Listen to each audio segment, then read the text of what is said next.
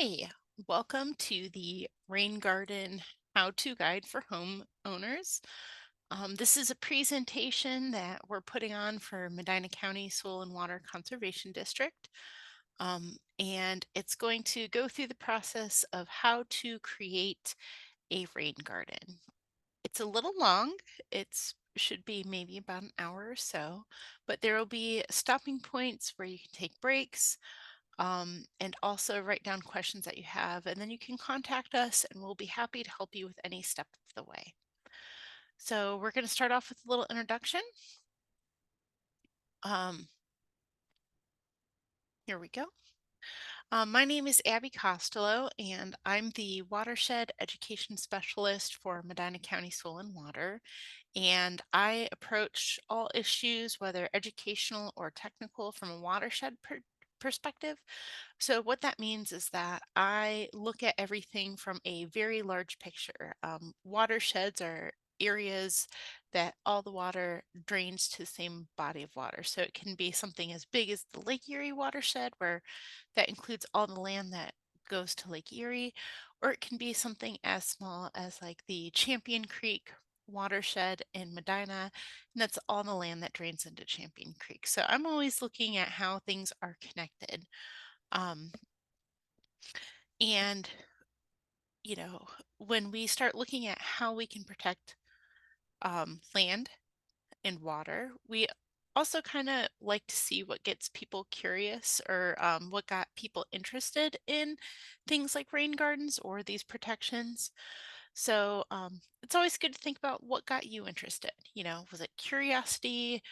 Do you just love gardening and you heard rain gardens and you're thinking, you know, I want to learn a new skill and a new way of gardening? Or is it your desire to protect water quality? So, as we go through rain gardens, it's good to think about what your goals are. Um, do you just want something that is simple and helpful, or something very large and showy? Or, some other reason, some other goal. So, um, but what we're going to cover is what is a rain garden, what is stormwater, because the two are tied together so closely.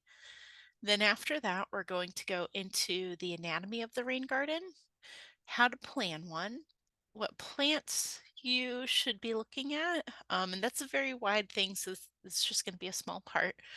Um, and then also, this is the part that people really are curious about, is the actual construction of one, and then how to maintain it. So some of you, parts of these might be a review, but we're covering every single part of it uh, today.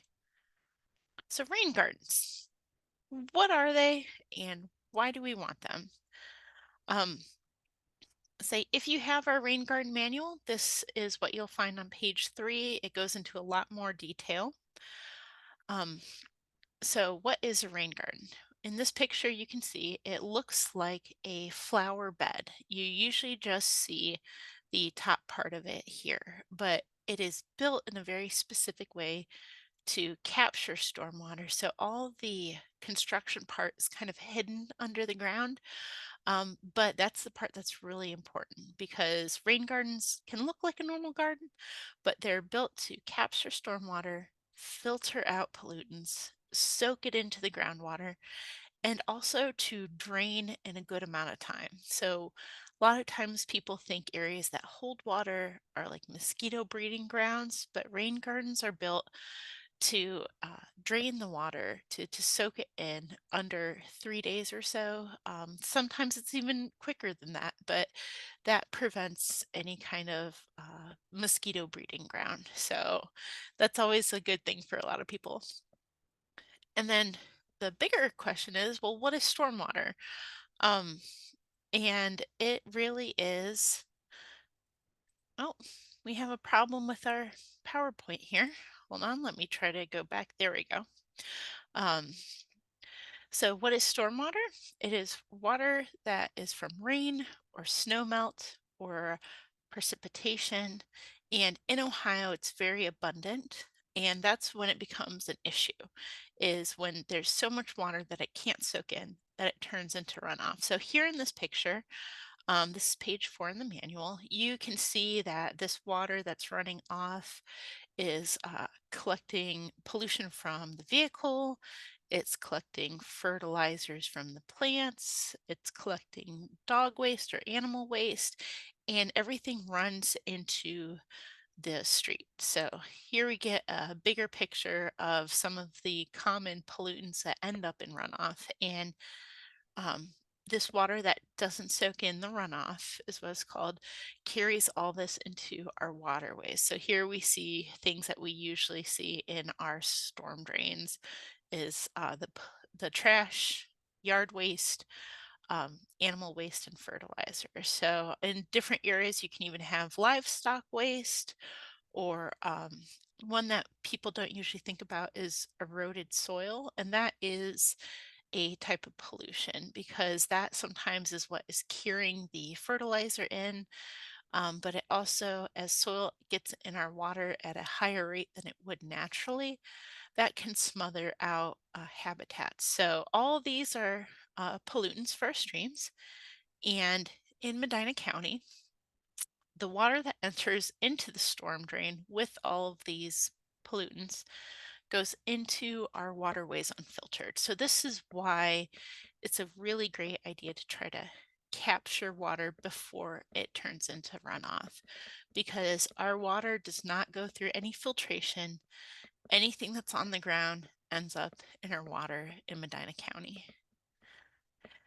And some of the trends that we see in Medina and throughout Ohio is that as land is getting developed, um, we're having less area for water to soak in. So the little picture on the left, you can see that 25% of water could infiltrate, could soak into the ground, very shallow. And this is with natural ground cover. And then another 25% could infiltrate at a very deep level. So you get about half of it soaking in and only about 10% running off.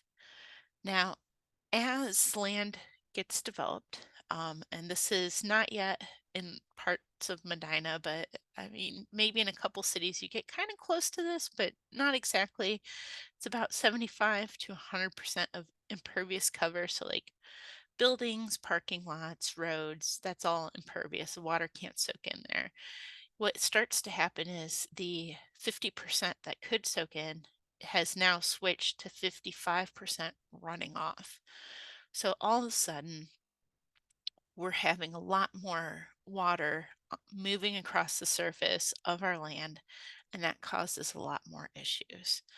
Um, Something else to think about is here we have Ohio on the right in the green, and as climate is changing, we're having more issues with flooding, but also we're really close to the extreme precipitation area. So I'm sure a lot of people in Medina are used to seeing our rain events changing at this point. So we get a lot more rain and a lot less rain events. So heavier rains, which then causes flooding.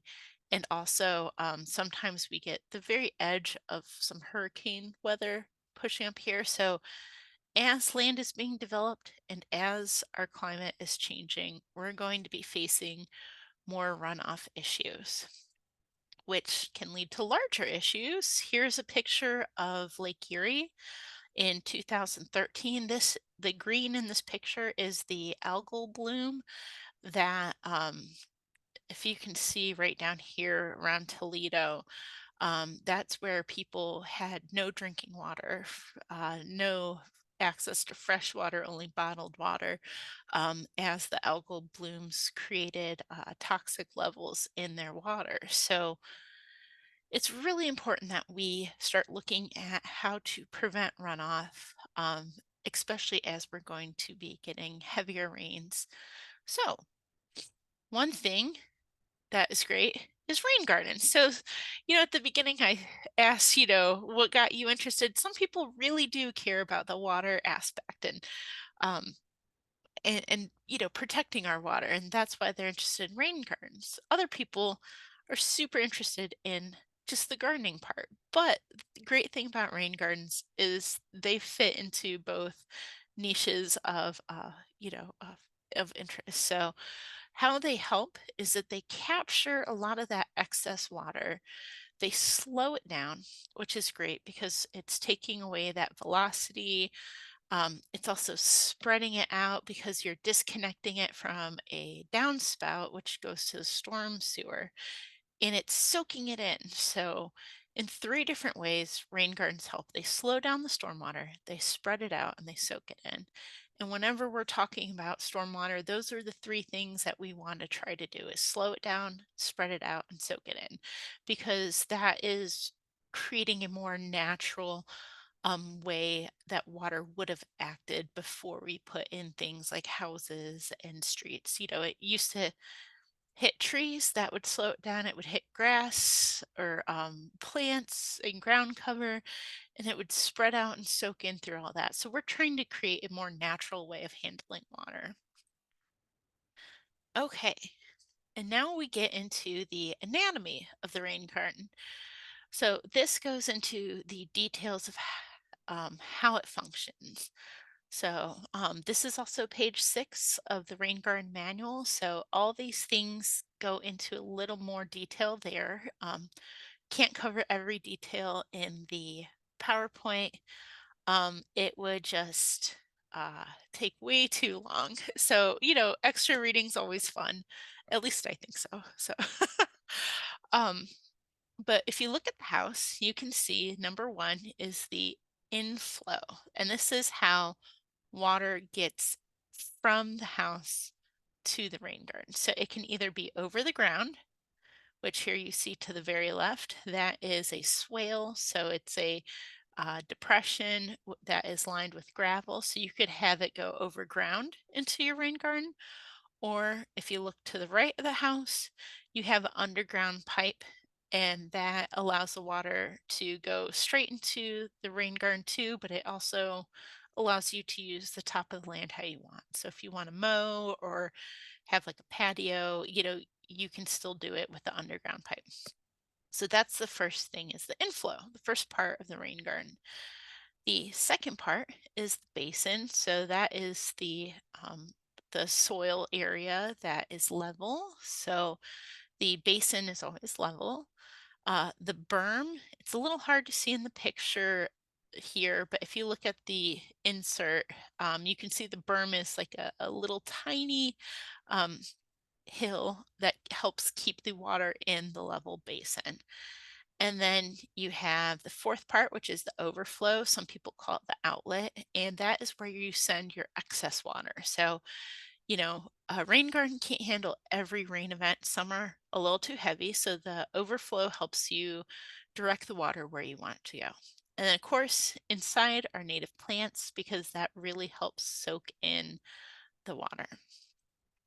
So here's a side view because, you know, looking from it above is very different from looking at it below or from the side. So here's the side view.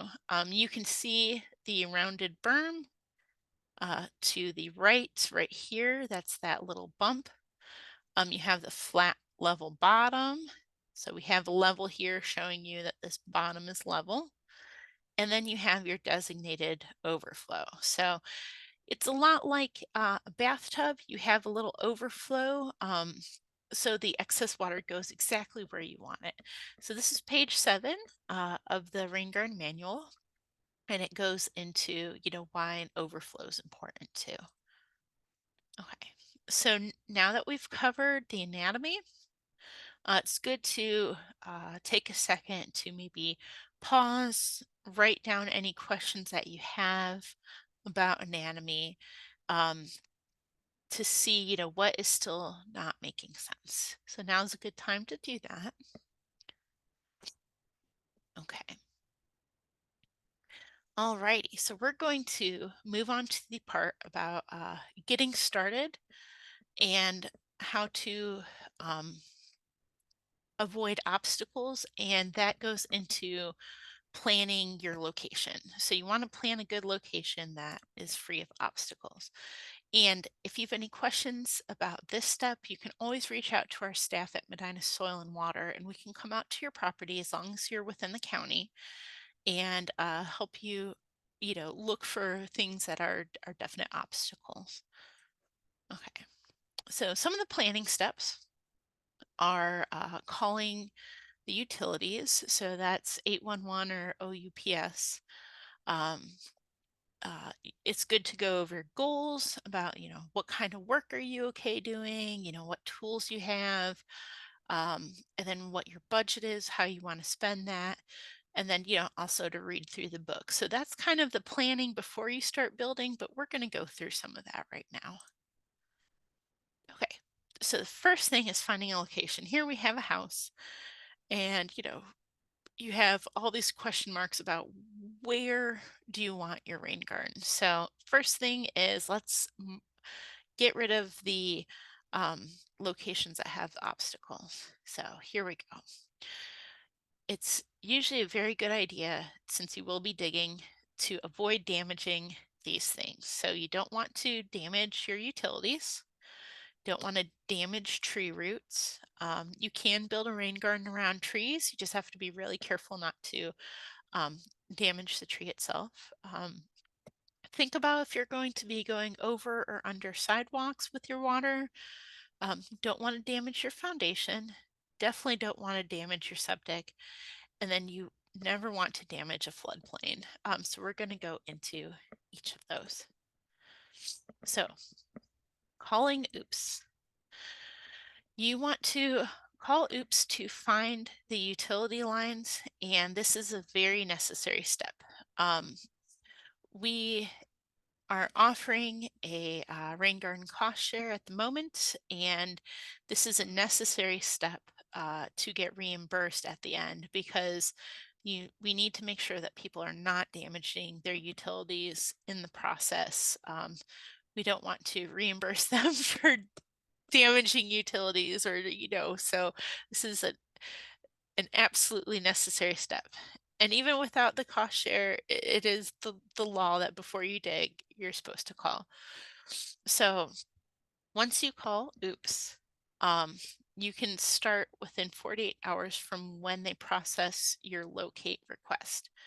You can either call them or go to oops.org slash edig slash. So we kind of have that up here. Everyone has a different way that they like to do it. So there's some options through oops.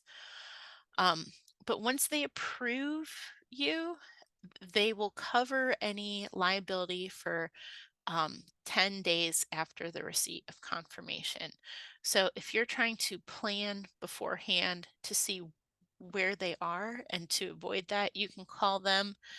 But you might have to call twice. So one for planning, and then if you're are going to be by your utilities, you might need to call within 10 days of when you're planning to start digging, just to cover yourself. So but I'm no expert um with Ohio 811.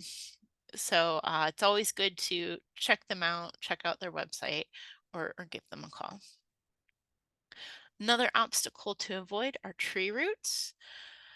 So sometimes damaging a tree can cause more harm than the benefits of putting in a rain garden. So we usually discourage people from putting a rain garden where a tree currently is. You can always plant trees in your rain garden, or if you're super cautious, as you can see, there's hands to the left of the tree picture.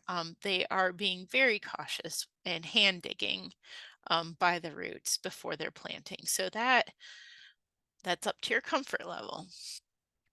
Picture here shows that the root zone goes past the canopy drip line. So you can be outside of where the canopy is and still run into roots. Um, this is a must for rain gardens. You want to keep a 10-foot boundary around your foundation. You don't want to direct water right to your foundation, or also your neighbor's foundation. So if you're really close to neighbors, you want to make sure that you are not sending water straight to their foundation. So that is a good obstacle to avoid for sure. Now, this house, they wanted to have a rain garden in their front, And you can see the circles where they wanted it, and that is less than 10 feet from their porch. But their foundation went all the way back to where their door is, so it was 10 feet away, so they were able to get a rain garden in here. So sometimes it's good to take a closer look to see if you do have the room or not. um, Sidewalks can be an obstacle, but they can also be worked around. So if you're thinking about sending your water um, past a sidewalk, you could see about going under it or cutting it. I think right here they cut their sidewalk, removed a part, and then put pavers over it so the water could go under. So it's up to you what you feel comfortable with. As for household sewage treatment systems, which people often call septic systems, you don't want to send extra water to this location.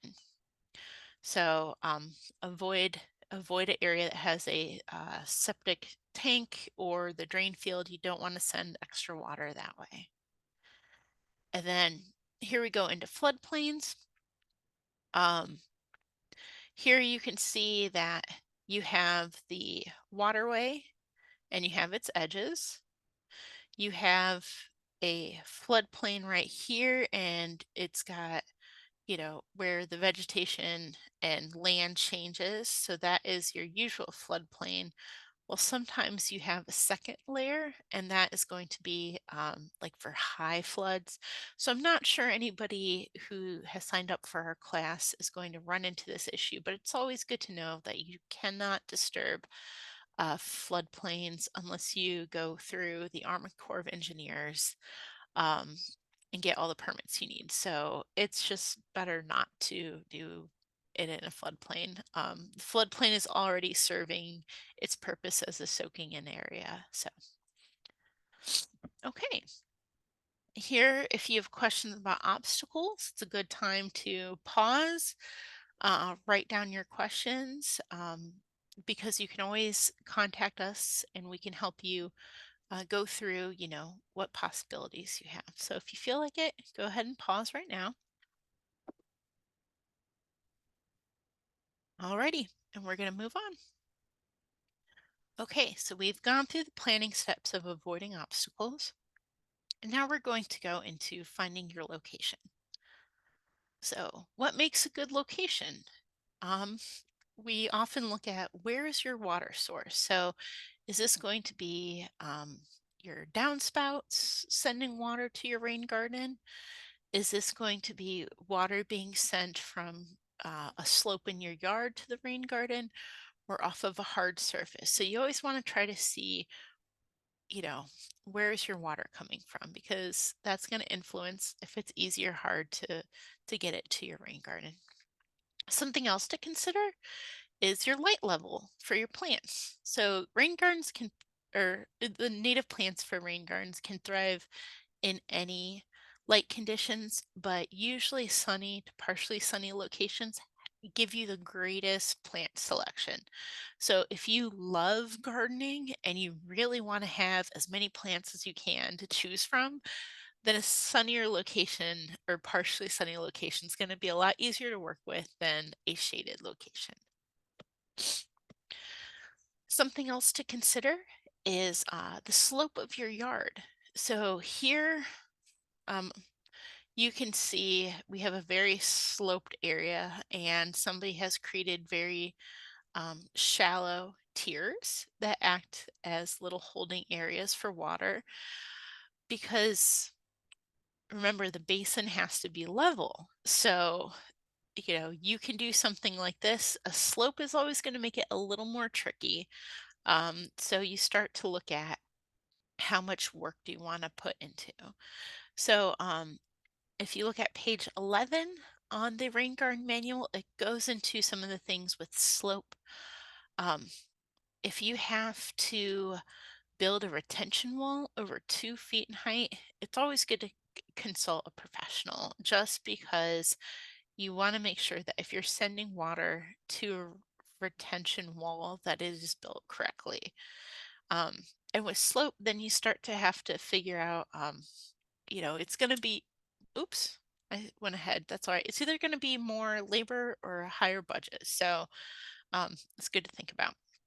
So now we have a artificial example. This is also on page 11 of the rain garden manual. And it's good to take a look to see, before you plan one for your yard, can you identify the problems or obstacles that are here for each rain garden? So, um, when you're looking for a location, you want to find your water source. So here our water sources are our downspouts. They're the little white dots. Um, you want to look for where there's sun. So that's going to be the more open areas. You have partial sun here. Then you want to avoid uh, trees. So trees are marked. We have a key right to the left, right to the left. But to the left, there's the key. So you can see the trees. The septic is a little green dots. Foundation's the white line, and the buried electrical is the red line. So there's the exercise on page 11 about which rain garden do you think is going to be the best. So you can pause this if you want to do it, but we're going to go through and talk about which one right now. So we have rain garden A. If you look at the water source, the closest water source if you're using a downspout is number 1. So that's going to be very far. So it's either going to be a long swale or a long pipe. So that's problematic. That's going to add up to more money, more labor. But a bigger issue is that you have it right here over your septic. So A is out. Okay, let's go to B. B, you have your electric lines, you have trees, and you're right at your neighbor's foundation. So B is just an automatic no. So then we have C. So C, you have access to downspout number 3. It's very close. You have no trees. You're outside of the foundation. You're nowhere near the power lines. And you're not by the obstacle of the sidewalk. You have great sun. So in this example, C would be your choice. Alrighty. So it's always good to do that with your own property. See where you want it, or you could also have us come out and help you walk through these steps. So as long as you're in Medina County, we can come out and help you do that. Okay. If anyone needs a break, now is a good time because we're going to go into sizing and construction. And that is when it starts getting more technical, because everything right now has just been, planning, thinking, kind of looking and seeing what is on your property. Okay. And this is also, we have this in case we presented this in person to give people some time to get up and do what they need to do, but we're going to move right along. Okay, so finding your water source. So it is always good to understand your water and your soils. And the reason why that is really important is that your water and your soil is going to affect the size and depth of your rain garden. So traditional rain garden, this is with your water source, is when it is directed from a hard surface via a pipe or a downspout, and it's tied directly to your source. So here, your rain garden is receiving 100% of the water from your roof. So that is what's called a traditional rain garden. And if you have a traditional rain garden, you're going to use a certain set of equations versus if you have an untraditional rain garden. So um, with a traditional rain garden, this is when you kind of, start looking at obstacles. This family right here wanted a rain garden and they wanted that direct water source, but they didn't want to cut their sidewalk. So what they did is they went over their obstacle, put a little arch here, and then planted plants that eventually will grow up over this arch and hide their downspout. You could also go under. So I know some people who are signed up for our cost share program are thinking about cutting through their sidewalks. So here you have some options on the left. You can do something decorative, you can do something basic where you just have a little French drain with a cover that you can remove and clean. Or people can, everyone has different styles. If you are a welder and you are creative on the left, or oh, I might have gotten that mixed up. On the right, here we go. You have the fish going over a unit of some sort. So you have this is your downspout basically. So someone here got really creative. So it's all about what you feel comfortable doing. But this is still a traditional rain garden because it has that direct source. Now we get into the non-traditional rain garden. And here you can see on the left the swale that goes through the plants. And this means some of it's going to soak in along the way. We also have some people that do rain gardens with the runoff that comes from their yard. So they'll plant it down here, but then they have to use different calculations because it can soak in along the way. So non-traditional, you don't have that direct water source. It's from an area with more undefined natural edges. So here's another example. And the reason why we're going into this is it's going to affect which equations you use. So traditional, on the left, you have the pipe sending it straight to the rain garden. Non-traditional, on the right, you have the runoff coming from the driveway to this edge rain garden. So, okay. The other thing that's going to affect your size is your percolation test. So this affects, or this is how your soil affects how fast water can be absorbed. So on page 14 of the book of the Rain Garden Manual, it will tell you the steps of a percolation test. Basically, you're going to dig a hole that's 18 inches deep, about the width of a shovel, and you're going to fill it up with water, let it sit overnight, and then you're going to go out on the second day, fill it up with water, and see how long it takes that hole to drain. And it's going to basically be one of two options. One, it drains under 24 hours. So if all the water's gone in 24 hours, then it drains under 24 hours, and you'll circle that on page 14. If it does not drain under 24 hours, then it would take more time than that. So you would circle that it takes more than 24 hours to drain.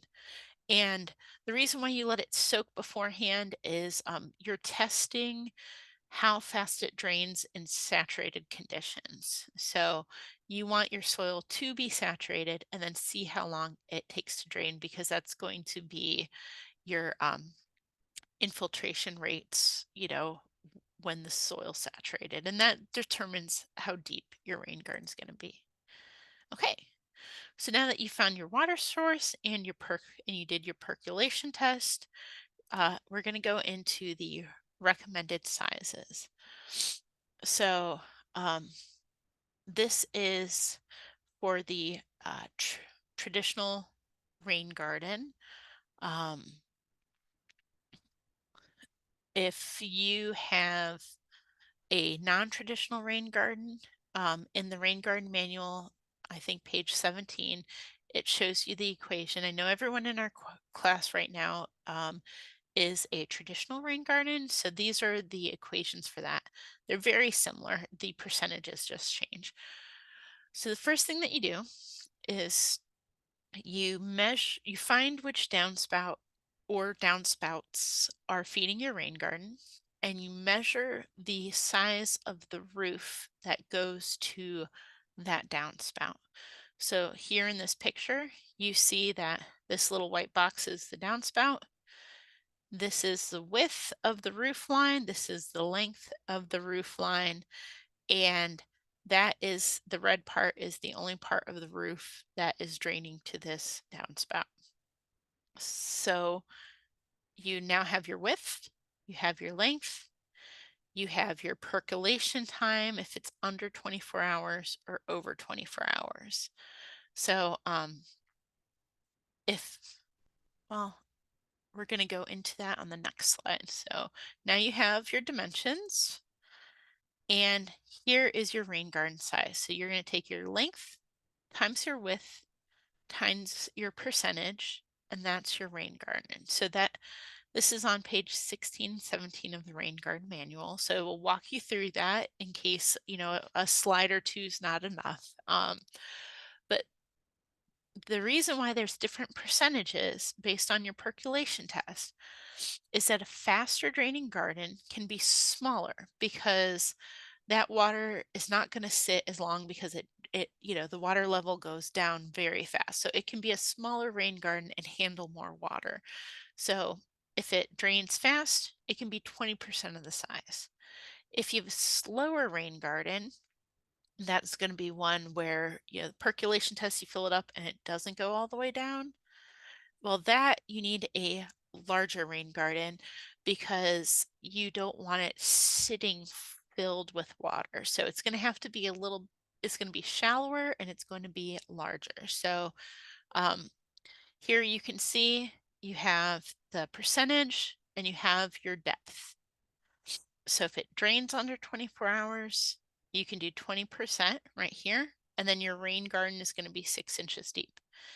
If you have a slower rain garden, your percentage here in this equation is going to be 30%, and your rain garden is only going to be 3 inches deep, and this is going to prevent pooling. So that's why there's different equations.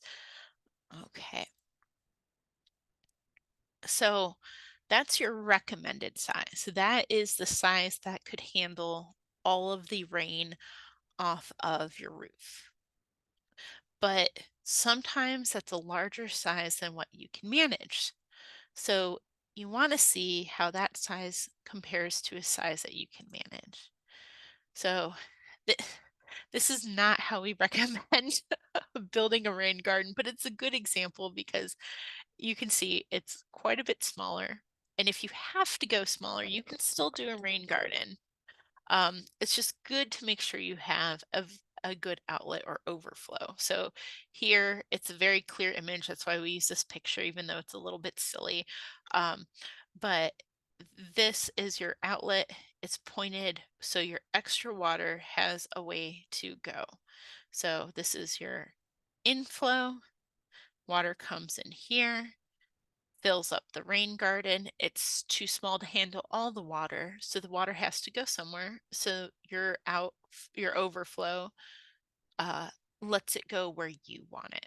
So, you don't want to turn this all into an area that's going to drown by trying to capture it all in a small one. You need that overflow. And you also want the overflow so that you're sending the water where you want it. It's not just like blowing out the corners or, causing like uh areas that are damaged. You know, so yes, you don't want your water going every which direction, like on the picture on the left. You want it to have a direction that you want. So that's why you need a good overflow. Here we have an example of someone that did an overflow that they buried so that they could send it back to the street down into a storm drain. So your overflow can be where you want it. It can look however you want it. But here's some tips on, having a good outlet or overflow. Um, Here we have a great example on the top left. This is page 18 in the rain garden manual. And the water comes in, it's level in the basin, the berm holds it very nicely, and the overflow is at the far edge. So that is a great design.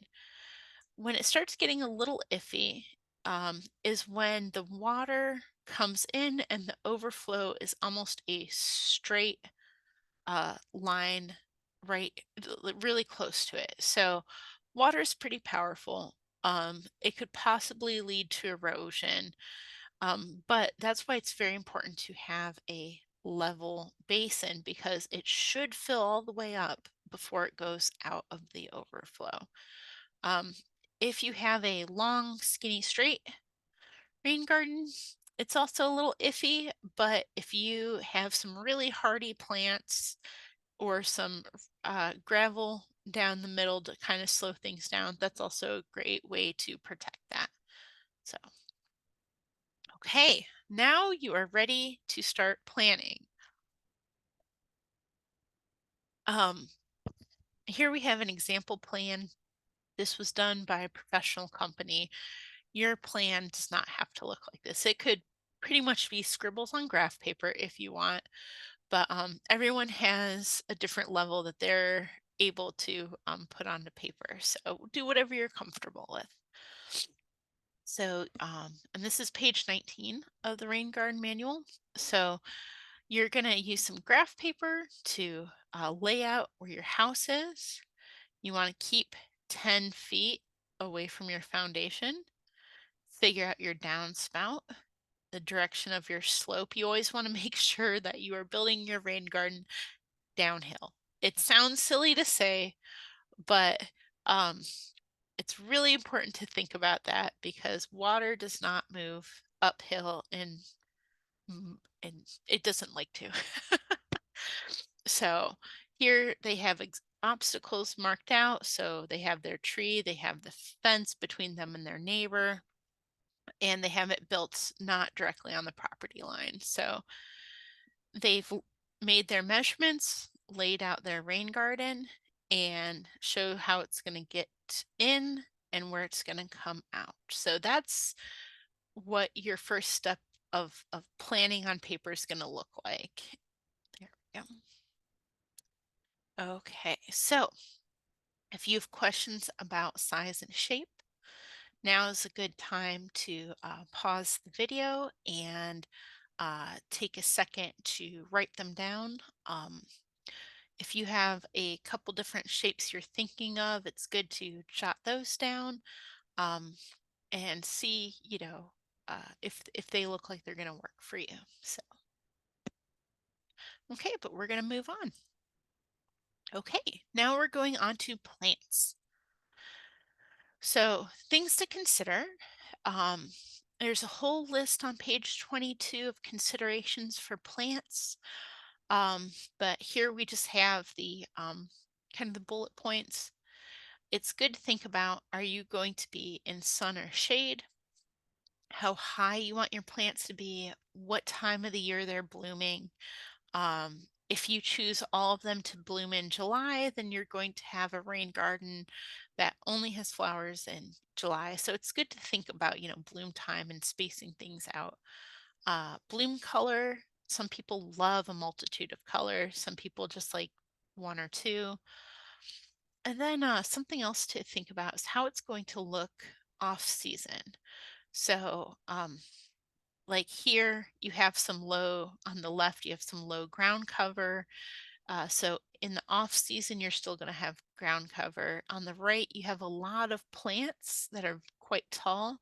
So in the off season, you might have a lot more tall, standing, dead, like stems. So that's something to consider. You can also consider, landscaping and rocks, how much you want to invest in that, and then also your neighborhood aesthetic. So, if you have a very picky neighborhood or if you're in an HOA with a lot of rules, it's funny how placing a very showy hosta that's not invasive, like in a rain garden, even though it's not a native plant, it can really show that it is intentional. And it's funny how much people love hostas. So they see it and they know that's a garden. So it's, you kind of have to know your audience a little bit. The main thing is you want to inspire your neighbors. Like on the left, you don't want to make them like hate the idea of a rain garden. So, an ugly rain garden might do harm. It might get people thinking rain gardens are terrible. We don't want them in our neighborhood, So it's just funny.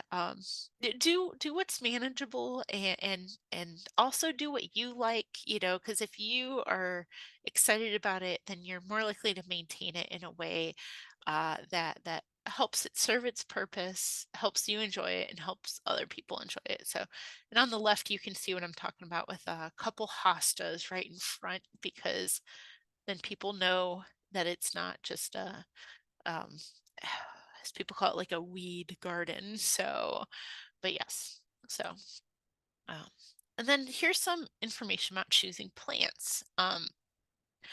A lot of time when we talk about plants, we always think about the blooms and how they serve wildlife. We have our pollinators that we want to help, but it's good to have plants that help wildlife at every stage of their life. So at the top, we have this itty bitty monarch caterpillar on a milkweed leaf. And milkweed is the host plant for monarchs. Without this plant, the caterpillar cannot grow into a full um, like a butterfly. It can't grow to its full size. It can't go into a chrysalis, and it can't survive to the adult form. So thinking about host plants is a great option. And if you want lists of host plants for some of our uh, native pollinators, you can reach out to our office. We have some information on that. But something to really think about is on the left, we have our native species of nine bark, and you can see it's green. It has a lot of blooms. And when you compare that to our middle picture of our cultivar nine bark, it's the cultivar is purple, also has a lot of blooms. But the main difference for how our insects use them is that the native species, the green leaves are easier to digest for some of our baby insects. And as they get into the purple like cultivar, those leaves are harder to digest. They have higher tannins, and sometimes they can be less beneficial. Like they both have the blooms that serve the adults, but they don't serve every stage of life the same. And then when we go to the picture on the right, we have our non-native butterfly bush. So we went from native, which is what's in our area, was developed in this ecosystem. Cultivar means that traits have been bred into it, and non-native just means that it was never in this ecosystem to begin with.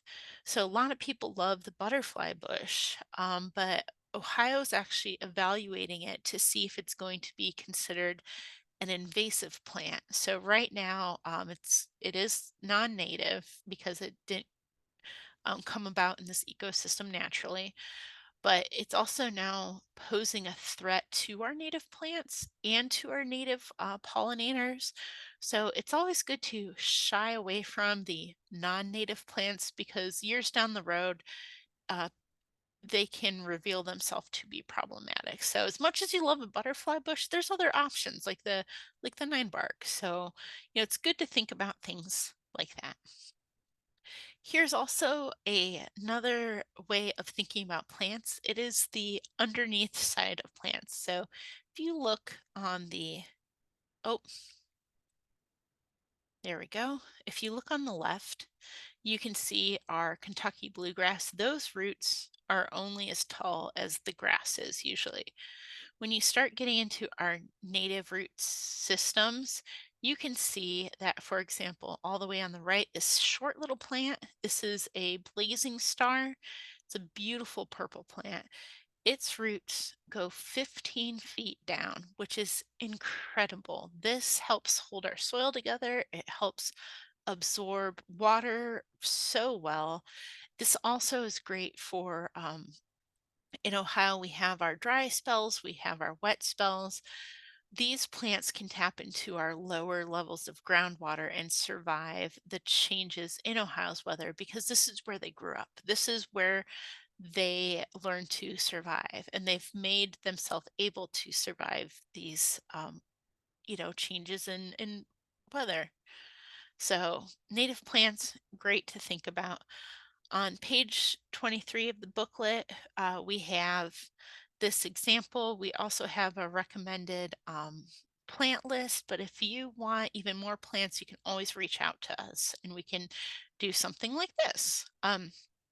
Once you have a location chose, a size uh, chose, and you kind of have the shape that you want, we can do we can either review a plan or we can help design a plan. So it's called a planting prescription where we list the different plants that work in that area really well, especially if you're looking for some bushes. Like here we had big trees for somebody, and the little stars were Joe Pye weed because those are extremely tall. So right against trees, it makes sense that you can have some taller plants, and then as you got up front, you had some shorter plants too. So we can do something like this. We can help along the way. So, um, or this is usually what we see people do, and we can review something like this. This was a plan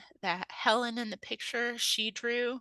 Um, we have examples in the rain garden manual on page 25, but I love Helen's example because I mean she did do a lot more plants than I would ever do. I'm a little bit of a lazy planter. I would probably choose 5, 10 different plants because then I would know when I'm maintaining it, I could identify the leaves and pull out the weeds of the ones that don't have the same leaves. But thing I love about Helen's is that she planned hers out in the winter. And here you can see the steps in the snow where she walked out the shape to make sure that she would be able to handle that size. And you can see in the picture below, that is the size that she went with. So even in the winter, you can do planning, which is great. And that also gives you a way to see if the size you want is going to work out. Okay, so now we're moving away from planning into building, and this is where we go into the steps for construction. So let's see, if you have any questions about plants, take some time to pause the video and see and write down any questions that you do have, and then you can reach out to us and we can help with that. So now's a good time to pause and write down your thoughts. It's also a good time for me to take a drink so I can keep on talking. Alrighty, so now we're getting into the installation part. And the steps for installing are pretty simple. You now have, or you've now gone through the steps of planning. So you have or you will have your design. We went through how to make it. So you'll transfer your design. You'll connect your water supply. You'll dig. You'll make sure things are level. You'll amend your soils. You'll plant it and then maintain it. So we're going to go through each one of these steps. So here we have examples of people transferring their design. It can be as precise or as rough as you like. Here you can see that this group of people laid out some tape measures so that they could make sure that they're getting close to the size that they had. They flagged it out, and then when it was flags, they adjusted it how they wanted it to be, so you can still adjust then, but then they drew their edges. So sometimes people will use spray paint, sometimes people will just leave the flags, or I've seen people even do pour like baking flour as a border so that they can see it. So there's many different ways to draw your lines. Um, and here we go into making sure that you are downhill from your water supply.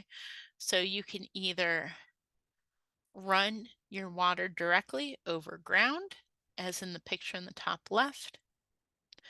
The picture with the cat down at the bottom left, you can see they did a above ground swale right here. Or this is our office on the right. We had quite a bit of a slope, so what we did was instead of having several like tiers of rain garden, we just buried our um, inflow. So here we have where we've dug down and we've buried it. So that's what you're going to figure out is do you want to do above ground with pipes, with swale, or if you're going to need to do below ground. And you'll be able to tell, oh, that didn't work, but you'll be able to tell by how your land is, where your garden is planned, the location that you chose, as if you can go above or below ground. So you always want to make sure you're downhill. um, and the goal of the rain garden is that the berm will be built up a tiny bit higher from the bottom of the pipe. However, the overflow, because that is a little like a little swale that kind of goes like this, you want the top of the overflow to be level with the pipe. And this way you're not getting water backing up into the bottom of the pipe. So here we go. You have your original grade. You have your pipes on top. So this is what it's going to look like. You want to make sure you're going level, so you can add sticks and a string. You can either get a line level, which is nice, or you can just put a level on top of the string to make sure that this is level. And the reason why is you're going to measure from the string to make sure that the bottom is roughly level. You're going to dig down the 3 or 6 inches, depending on your percolation test. Remember, I think that was page 16 on your rain garden manual, where you figured it out how big you're going to make it, but it also said you're going to do it at this depth. So it's either going to be 3 or 6 inches down. You're going to put that topsoil on a tarp. You're going to keep that because it's going to be good soil that you can mix with to plant in. So see, you're measuring down and building it out, but you now have this gap over here. So what do? You can dig down a little bit more if you have super bad soil, like if it's all clay and you're really going to need to amend it, um, then you might want to do 6 more inches. If it's, you know, decent soil where, it's um, darker, has higher organic material, you could only dig down 2 inches, but you want to dig a little bit below your rain garden depth. And you're going to start setting that or that dugout soil to the right, which is going to be building your berm. So here you go. You have your bottom of your pipe to the top of your overflow. Here's that little swale for your overflow. Your rain garden depth, which is either 3 or 6 inches, and then about 2 to 6 more depending on your soil. So if your soil is really compact, it's good to dig a little more so you can mix with better soil, because you're not going to put any soil back in on this rain garden depth. That's going to be where your plants are. Okay, so here's an example of it in real life. Here is where we had ours at our office. You have the flat basin. So the flat basin on both of them was this gray line. And then the red line is your berm where it is built up. So this is what an in progress picture looks like. Okay. Now, if you have a super steep original grade, you can see how if you put your inflow on top, you're going only to be digging a little bit, but you're going to need tons of soil. So it's not as much earth moving at the beginning, but you're going to need more earth at the end. So if you have a super steep grade, what we usually recommend is that you bury your inflow. Here's a picture of how we did it. Um, it's easier to dig a tiny ditch, lay your water source in there, and then you can see this striped area is what you're digging, and it's going to be about the same amount that you're building at the end. So if you're not too steep, you don't have to worry about this. If you're very steep, you might want to think about burying your pipe. So this is something we can also help with if, or we can help come out and take a look and give you a recommendation for, which one might be better. If it's not steep, then just you can do it right on top. Okay. So here we have the not steep example. Um, this is now what it should look like. You have that bottom edge, you have or that level bottom, I should say, and you have your berm with the overflow. With your extra soil, you can see on the right, this soil is a little bit more crumbly, bigger pieces. On the left is the amendments. So that's going to be like your compost. And this garden was huge. So here we have Elizabeth is her name. And she dug a giant rain garden. So she got tons of amendments. This is more than most people will need unless they're trying to capture all the water from their whole house. So, but it's a good picture of how you can mix. So she rented a rototiller and mixed the amendments with her existing soil. Um, and when you're getting amendments, it's always good to get or like a compost or something with a high organic material to mix with your topsoil. Um, this allows for natural binding and natural draining. Please don't add sand. A lot of people want to add sand to improve drainage, but the organic material is going to work better because eventually sand can kind of get compacted a little bit and create a weird barrier where the organic material breaks down and becomes a more natural soil. And it also works really well with your planting. So um, there we go. So here's that same picture we had. You had your bottom. What you do here, you add your compost and soil mix back in. So you can see that now you are that rain garden depth, the 3 to 6 inches.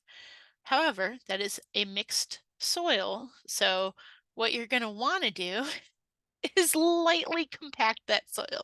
So just a little jig or a little stomping on top. You don't need to compact it too hard. Um, and you get it to the correct depth. So we're going to move on there. Okay. So now you're at the right height. And something that helps for protecting against erosion is here you can see that there is gravel right at the end of the pipe. So as the water is moving fast, that slows it down. The rain garden captures it, and any excess goes through the overflow, and that also has some gravel too. The next step is planting and mulching. So you can plant into this healthy amended soil, and here's all of our native plants.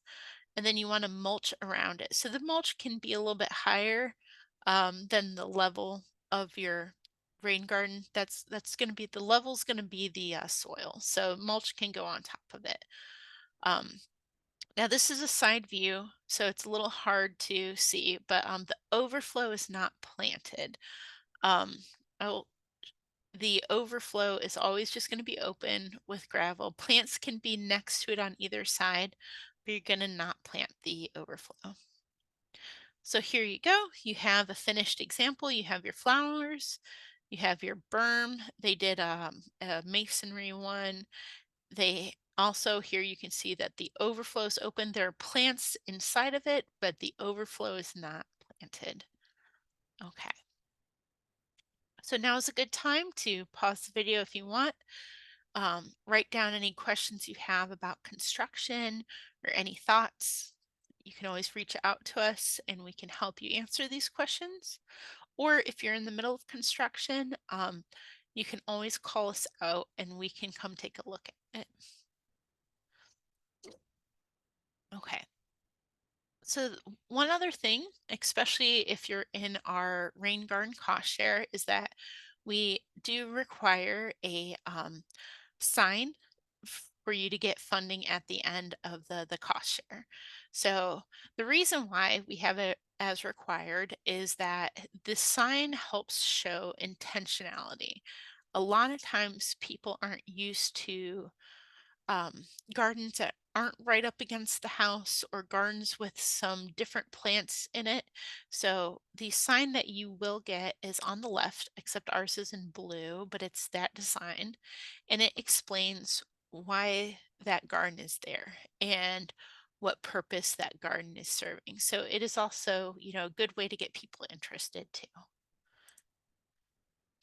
Um, as for maintenance, if you're part of the Rain Garden Cost Share program, you do have to have a maintenance plan.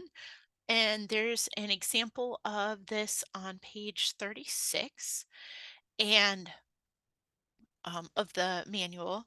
And things can be as simple as every month you'll walk out, check the edge of your inflow, and make sure that there's not a buildup there. Or in the bottom picture, you can see make sure that there's not erosion happening.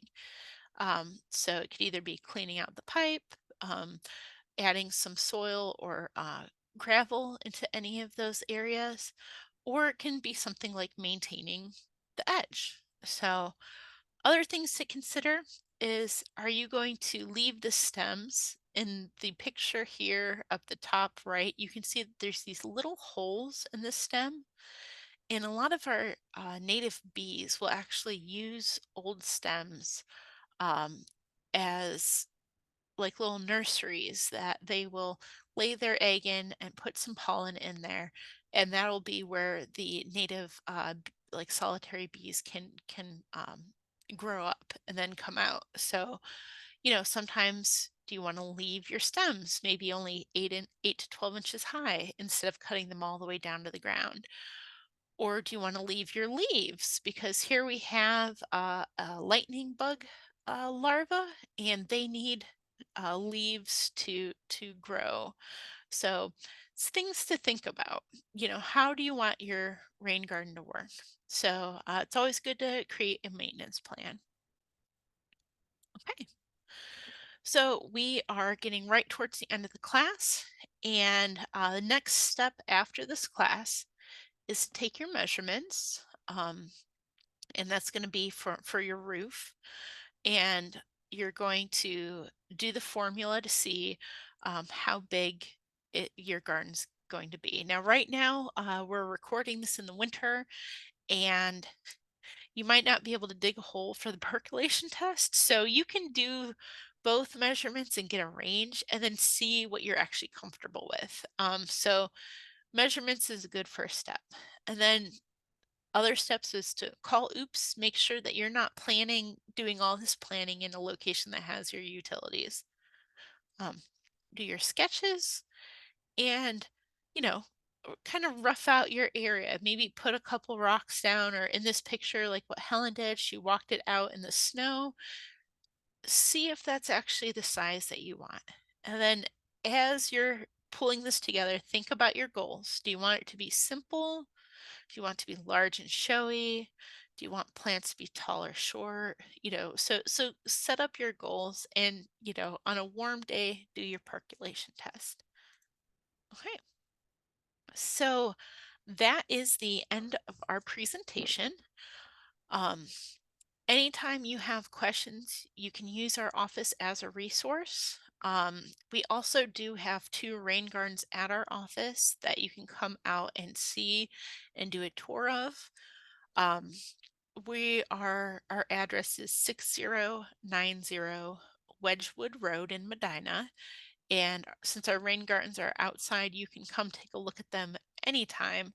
It doesn't have to be while we're here, but if you want us to kind of give you a tour, our office hours are Monday through Friday, 8 to 4:30, and we can tour you through the rain gardens and how they work. If you have any other questions, you can reach out to me, or you can give our office a call. Our phone number is 330-722-9322. I want to thank everybody for taking time to go through this. I know some of you are doing it for part of a class, but we're also going to post this on our YouTube page so people can review this anytime they want. And if anyone's curious and has questions and have never heard about rain gardens before, we are here to help you every step of the way. So, alrighty, thank you, everybody. It was a pleasure meeting you digitally, and take care. Thank you.